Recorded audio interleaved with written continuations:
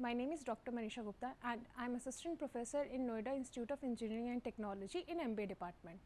And I welcome you in our business research method session. And in today's session, we are going to talk about the cluster sampling, judgment sampling, convenient sampling, purposive sampling and the quota sampling. Now, these are the mostly the sampling method were your non-probability sampling except your cluster sampling. So, I will start with the cluster sampling methods. So, first of all, what is the cluster sampling? In the previous session, we have discussed about the types of the sampling. So, there were basically two types of the sampling. One is your probability sampling and another one your non-probability sampling. So, the cluster sampling is a type of your probability sampling method. So, what is basically the cluster sampling? It is the sampling where we divided the population into the group who is having the heterogeneous characteristics, which is called as a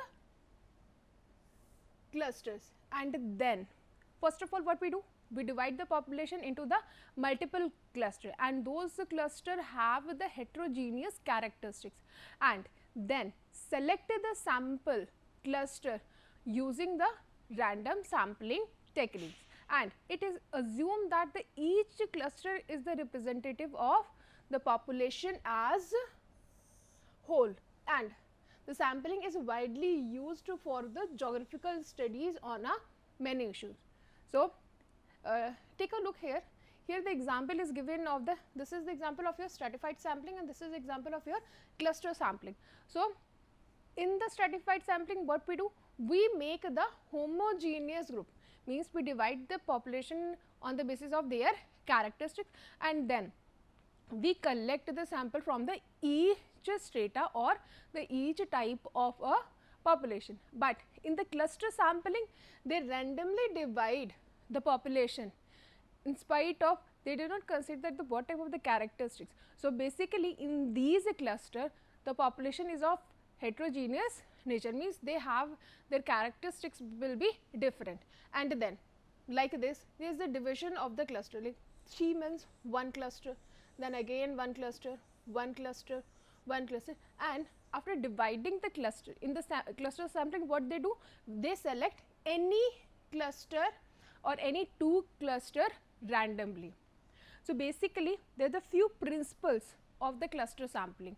So, first principle is the difference or the variability within the cluster should be large as possible, means there the difference and the variability should be large as possible, and the as possible as variety within each cluster should be the same as that of population, means the difference in the characteristics of that cluster will be similar to your population, means whatever the cluster we have chosen, they have the similar property of your population.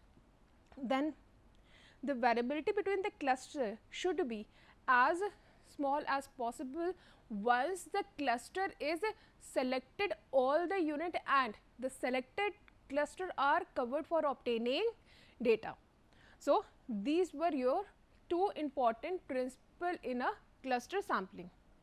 Then what is the basic advantage of the cluster sampling? The cluster sampling provide the significant gain in the data collection cost, because what we have done in this, we initially divide the population in the different cluster and it should be and the cluster may have the similar property what our population have. Suppose in the population there the samples may be or the people may be of 4 characteristics.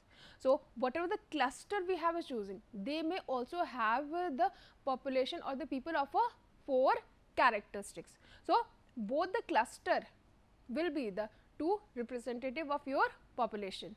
So, initially when we select such a cluster, it will lead to the gain in or reduce in our data collection cost, since your traveling cost will be small, because you have to collect data only from the one cluster or a few cluster. Since the researcher need not cover all the cluster and only the sample of the cluster is covered, it will become the more practical method which facilitate our field work, because in this sample what we have done, it is not possible to cover all cluster. So even if you covered only few cluster, then also you will get the proper data, and this is a more practical method and it help in our field study. Then what are the major disadvantage of the cluster sampling? So the cluster sampling method is less precise than our sampling unit, from which the whole population, since the latter is expected to provide the better cross sectional population that former, and due to the usual tendency of the unit of the cluster will be homogeneous. So it may not provide our better cross sectional population. So this is our first disadvantage. Then the sampling efficiency of the cluster sampling is likely to decrease with the decrease in the cluster size or increase in the number of the cluster, because if you see, if we increase or decrease with the decrease in the size of the cluster or increase in the number of the cluster, means suppose in the one cluster you have taken initially 100 people, and in the next time if you decrease the size of the cluster or you are increasing the number of the cluster, so in that situation the efficiency of our cluster sampling will be decreased. And from the above advantage and the disadvantage limitation of the cluster sampling, and as a general what will be suggested in the cluster sampling is that if you consider whatever advantage and disadvantage we have a study, it says that the cluster sampling, that is a practical situation where the sampling efficiency is a less important, but the cost is a greater significance. These type of the sampling is used when the cost is a great significance or the most important factor for choosing our sample size, and the cluster sampling method is extensively used there. And if the division of the cluster is based on the geographical subdivision, then it is also known as your area sampling. And it is also said about the cluster sampling that because it cover all the unit and each cluster, we can resort or the subgroup sampling basically in two-stage sampling. So this is also all for your cluster sampling. Now we move to the multi-stage sampling. The multi-stage sampling is generalized of the two-stage sampling. As the name suggests, the multi-stage sampling is carried out in the different stages. We carried out this study in the different stages. Suppose in the whole time span of the research, we collected the data first in a first 6 months, then another set of the data in the next 6 months. So what is happening is that we collect the data on the different stage, and each stage the progressively the small population of the geographical area will be randomly selected. What we do? We progressively small population of the geographical area will be selected in each stage. And in this sampling method, it is possible to take as many as stages as necessary to achieve the representative sampling. Means this sampling method suggests, or we can say in this sampling it is suggested that we should divide it in as many as stages of the research. Means you divide the research in many stages. You are collecting the data in many stages, so that the representation of the sample should be increased, and each stage result in the reduction of the sample size. And whenever we start our research, from the each increasing stage your sample size is decreased, and in the multiple stage sampling, at each stage the sampling or the suitable sampling method or the sampling is used. Means in each sampling state we use different sampling method, whatever the necessary or important for that type of the research, and more number of the stages is used to arrive the sample as a desired sampling unit. What are the advantage and disadvantage of this sampling method? The advantage of the multi-stage sampling method is that it provides cost gain by reducing the data collection on a cost, because when we collect the data on a different stages, we have seen that the size of the sample is decreasing from increasing the stages. Then the multiple sampling is more flexible and allow us to use the different sampling procedure in a different stage of the sampling. In a different stage of the sampling, you may need the different type of the sampling method. So, in one research, we can use the number of the sampling method to get our desired result. Next advantages, in the population spread over and the very wide geographical area, multi-stage sampling is the only sampling method available in the number of the practical situation. So, when your population is spread over the wide geographical area, in that type of the situation, we use multiple sampling technique. Then what are the disadvantages of this study? The sampling unit selected at the different stage are not representative, and the multiple sampling become less precise and less efficient, because we have seen that because we are dividing the type of, means we are selecting the different sampling technique, and again we are reducing the sample size from the every stage. So, it is possible that the sample which we have collected may not be the proper representation for our research or the proper representation of a sample. Now, till now we have completed our probability sampling method. From now we start our non-probability sampling technique. So, what has happened in the non-probability sampling technique? The non-probability sampling method is also often called non-random sampling method, and in non-random sampling method, the probability of the any particular unit of the population will be chosen is unknown.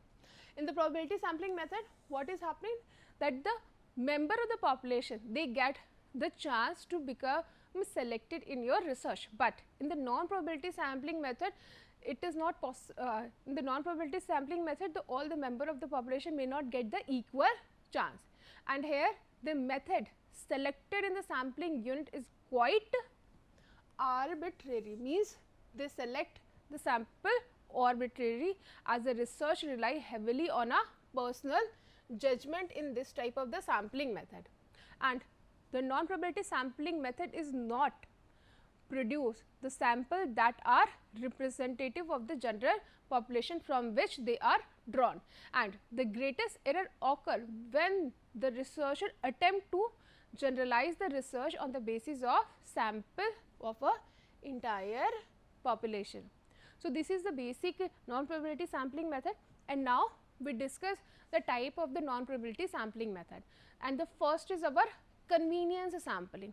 So, the convenience sampling, as the name suggests, is the method of obtaining the sample that is most conveniently available to the researcher. It does not matter that that population is a true representative of your population or not.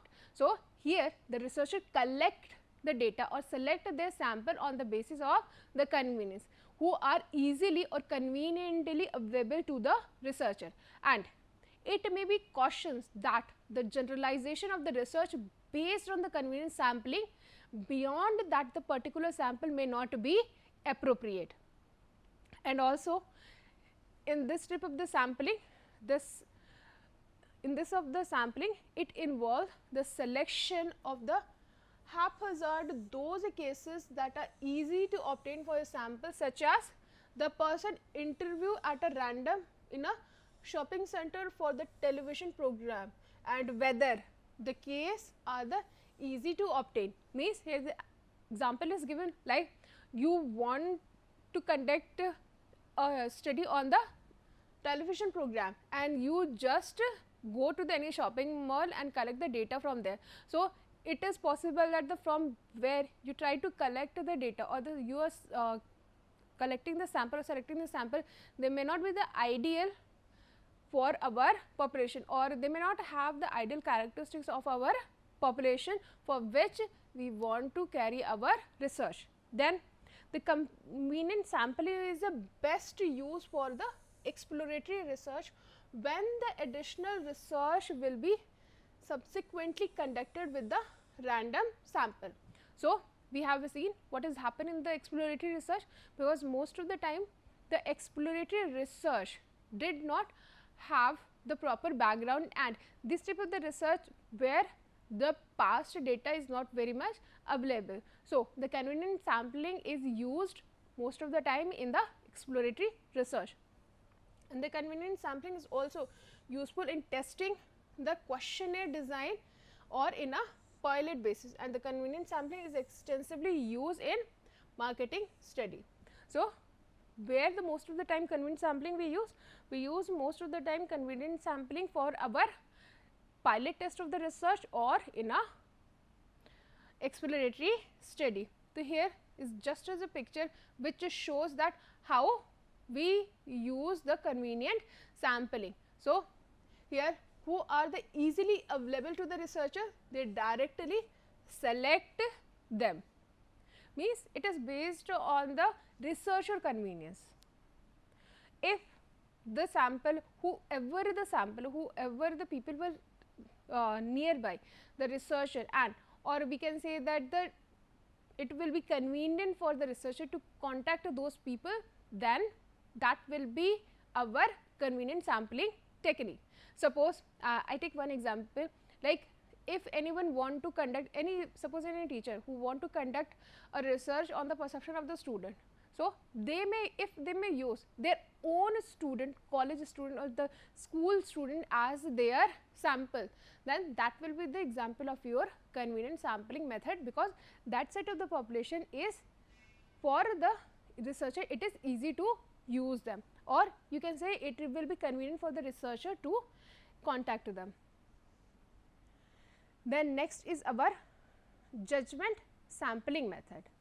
This is the method of the sampling. The selection of the sample will be based on researchers' judgment about the some appropriate characteristics required for the sample unit. Means it is based on the researcher's judgment that suppose he is saying that we want to collect the sample who has a certain characteristics, or about the some appropriate characteristics required in your sampling unit. So, here the researcher's judgment is using, and in the business judgment sampling, it is often used to measure the performance of most of the time it is used in the performance of the salesmen or saleswoman. If they want to judge the performance of the saleswoman or the sales force, then they use the judgment sampling in a business research. And however, in these type of the research, it is based on the any representative data, one may resort to this kind of non-random sampling. And we take the example of here the salesman and saleswoman in the business research. So, if the manager want to conduct or to select their any sales force or the salesman or saleswoman, so they may use, manager may actually classify the salesman working under him or who are his opinion will fall in which a group. So, they select it on the basis of their own opinion. So, this is what your judgment sampling method is. Here suppose there is the n number of the respondent, n number of the population, and researcher decided with whom they want to select. There may be the perception that that set of the people may have the, or that set of the people may have the characteristics. So, if we collect the data from those people, then they may give a better result. I take one example, like suppose researcher want to conduct a research on a social media platform, and we see that our youth is basically use social media platform in a very broad manner, and if researcher decide that the people who are young can give you the better result, so or they have set the one class of the people, like the age group of the 15 to 25 people may give me the better result. So, they select that sample. So, these are the kind of example of your judgment sampling method. Then we move to the quota sampling. So, what is basically the quota sampling? The quota sampling is commonly used in marketing research study, and the sample are selected on the basis of the some parameters such as age, gender, geographical region, education, income, occupation or some other. So, in the quota sampling, what the researcher is doing? They divide or give the certain quota to certain class. Like if the researcher is conducting the study on the employee satisfaction, so they may give the quota depend upon the age group of the people. Suppose the age group, they may divide between on the 20 to 30 age group, from them they collect the 10% of the data. Then again most of the workforce may be between 30 to 40 and the 40 to 50. So, they increase the quota and they said we will collect 30% of the respondent from our 30 to 40 age group, then again 30% of the respondent from the 40 to 50 age group. So, they divide the population and give them certain quota, that amount of the sample will be collected from that age group. And in the research, the researcher may divide the population into the different criteria like your age, like your gender, like your geographical region, like your level of education or income or your occupation method. And the investigator that are assigned the fixed quota of the sample meeting these population characteristics. Like I have taken example, like they divide the population on the basis of age group, and they can also divide the population on the age group of the occupation. Suppose in the organization they want to collect data on the basis of their job profile. There will be the different department in the organization. It may be possible that there will be marketing, sales, their IT professional will be there. So, the researcher may divide the quota that from which department how much sample they want to collect. Then the purpose of the quota sampling is to ensure that the various subgroup of the population are represented to pertain the sample characteristics to the extent that the investigator desire. These type of the sampling is used when researcher want that the every subgroup or the various subgroup may represent in their study. Now, here take an example, the number of set of the population, and they may divide the quota that they are going to select the male and who has the age of above 50 for their study. So, this may be the example of your quota sampling. And in the stratified random sampling method, the researchers select the random sample from there may be the confusion that because in the stratified random sampling is also we divide the sample on the basis of the characteristics, and also in the quota sampling we are dividing the population on the certain characteristics. But in the stratified random sampling method, researchers select the random sample from each group of the population, whereas in the quota sampling the interviewer has the quota fixed for him or her to achieve. And the quota sampling has the advantage that the sample confirm the selected characteristics of the population that the researcher desire. Also, the cost, the time involved in the collecting the data is also generally reduced.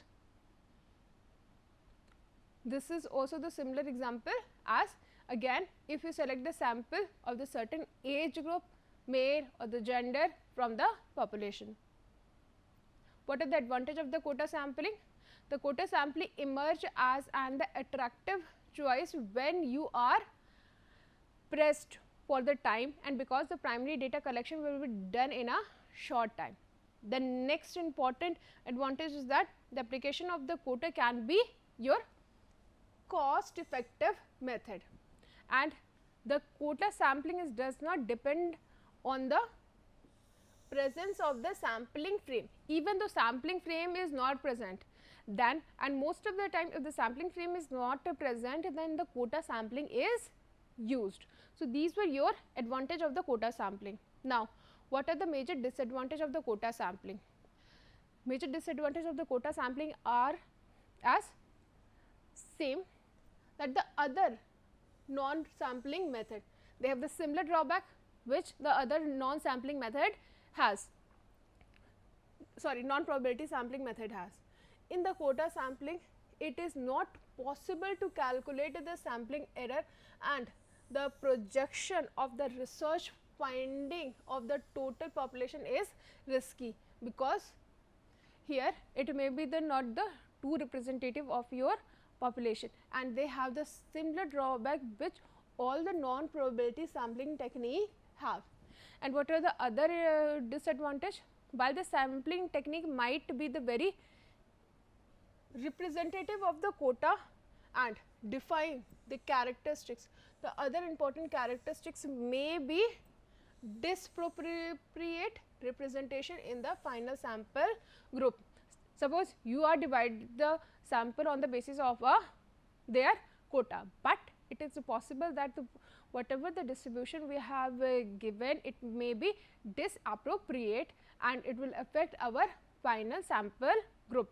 And there is a great potential for the researcher to be the biasness, and the quality of the work may be suffer due to the researcher incompetency or the lack of experience.